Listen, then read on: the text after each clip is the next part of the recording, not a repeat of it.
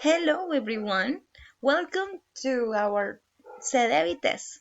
Welcome to another video. Pay attention to the instructions for your writing and speaking test. So first, answer the next questions.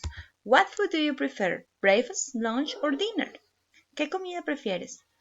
¿Desayuno, almuerzo o comida? ¿De qué prefieres hablar? What should be a healthy breakfast?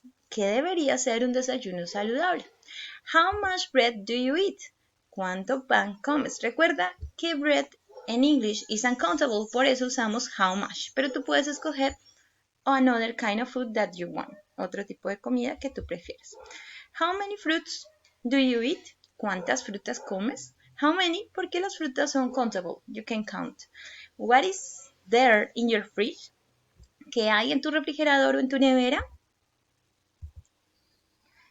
Okay, so now how to answer those questions? ¿Cómo responder a esas preguntas? Algo que te puede ayudar es your book. On page 46, 47, 48, and 49, you can find vocabulary and ideas to answer those questions. So, let's see. Answer the first question. I prefer breakfast. The second question. A healthy breakfast should be. Debería ser a cup of milk, a loaf of bread, and 3 slices of fruit. In my breakfast, en mi desayuno, I eat 2 loaves of bread.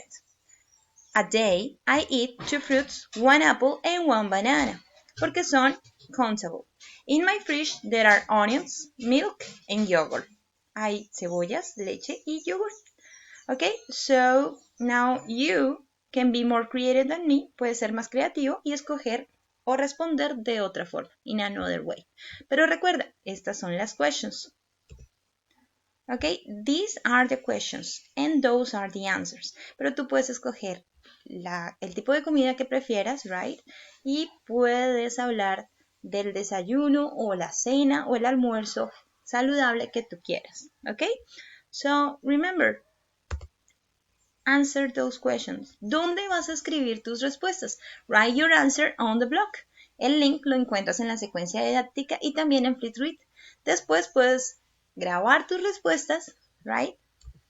Después puedes grabar tus respuestas on Flipgrid.